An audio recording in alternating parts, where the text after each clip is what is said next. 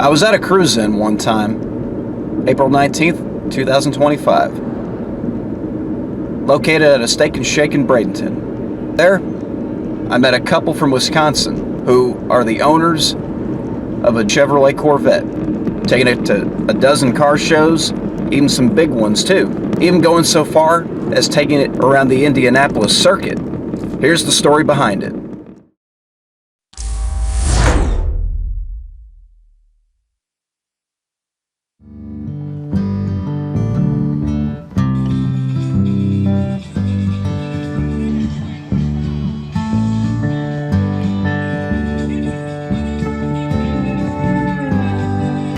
What was the first car show you took the Corvette to? I don't remember. It sat in storage for a long time while our kids were getting older. Luckily, we had a 4-car garage, so I could just store it away in the corner.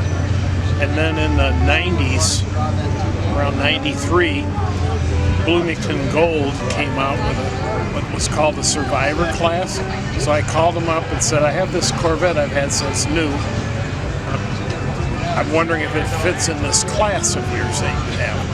So he asked me about 4 questions. He said, have you ever painted under the hood with a black spray bomb? I said, no. Has the interior been replaced? No. Have you ever repainted any more than like 5% of it? I said, no. He said, bring it. So we took it to Springfield, Illinois in 1993, and it was judged as a Bloomington Gold Survivor, and it was awarded the Survivor class.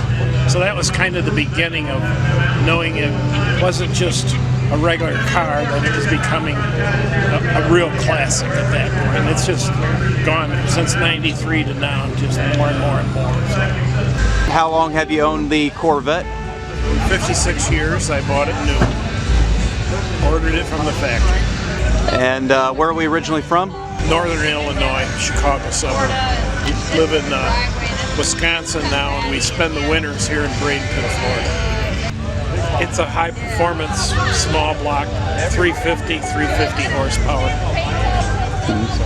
It was very high performance for its year. They're very fast. And you said you drove this y'all's honeymoon after? Yes, in 1971.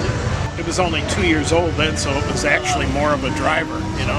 I used to drive it to work when it was new. So. Is that right? Yeah. So then we took it to Bloomington Gold for the 50th anniversary. We got to drive it on the that was in Indianapolis. We got to drive it on the Indy 500 track. There's some pictures up there. And then we got invited for the 50th anniversary. We were invited to Carlisle, Pennsylvania, to the Carlisle Corvette show. They selected 20 people that were original owners and had special cars, and invited us. So we hauled it to Pennsylvania, and they had them all under a tent. They only let us go like 45 or 50 miles an hour. They had like a pace car in front of us, and it was the 50th anniversary, so all the cars that got to go first were all 1969s. So it was like about a dozen of them. Come up on a rack and see how much of them are original. A vintage legend. Right. They have different classes, and we ended up being, so the cars is what they call a certified vintage legend because of all the original parts. That was it being inspected. They spend about 6 hours on the cars. They do 15 cars a year for this class. Talk about a detailed job at a car show.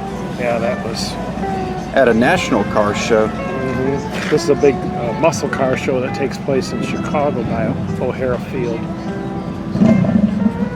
Talk about organized too. That's the same certificate. Well, this was, we were there in 21. We had the car at the same show, and it was judged in a regular concourse class. So we got a bronze. We only got a bronze award, but we were being judged against cars that were totally restored.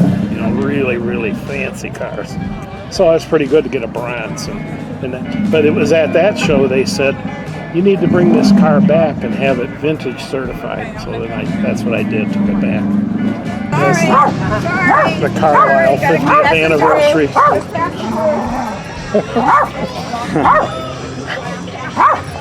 All the cars under a tent for the 50th anniversary, 2019.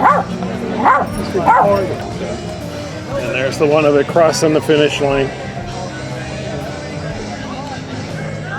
Wow. Now, I gotta say, what did it feel like driving on the, like doing the whole lap around the I was Indy? surprised how rough it was. It wasn't like you thought it would be completely smooth. It wasn't. You could feel bumps and everything, and we were only going 45 miles an hour, so I can imagine what it must feel like at 200 miles an hour.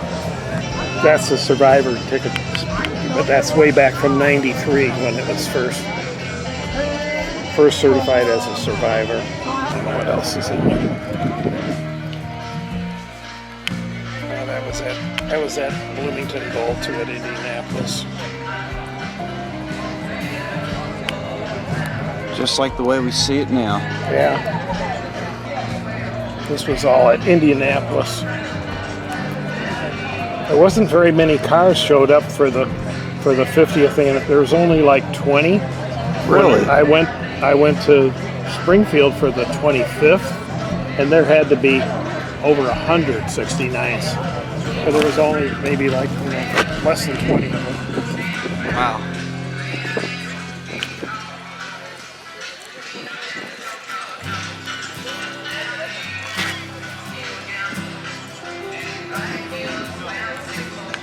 So this is the official letter from John DeLorean, General Manager of GM.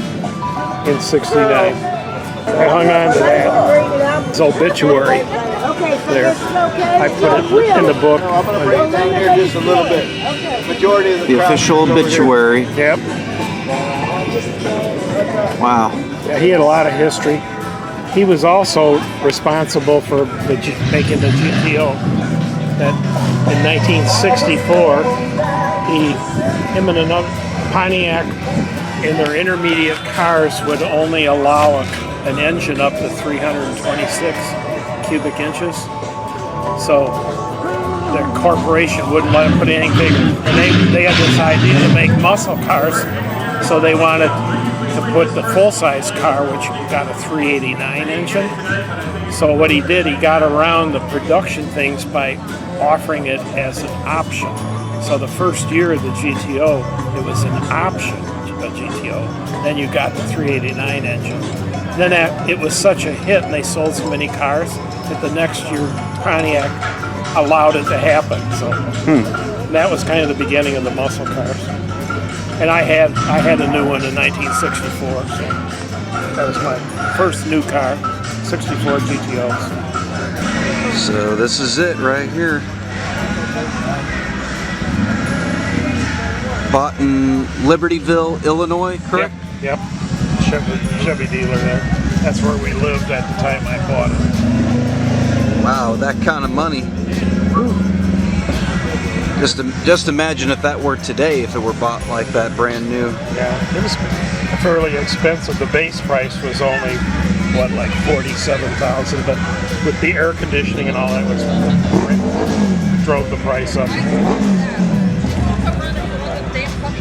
Original owner, unrestored Survivor car.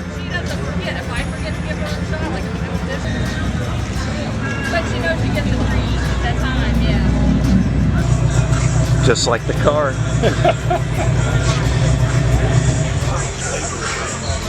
Wow. Look at that. June 13th, 1971.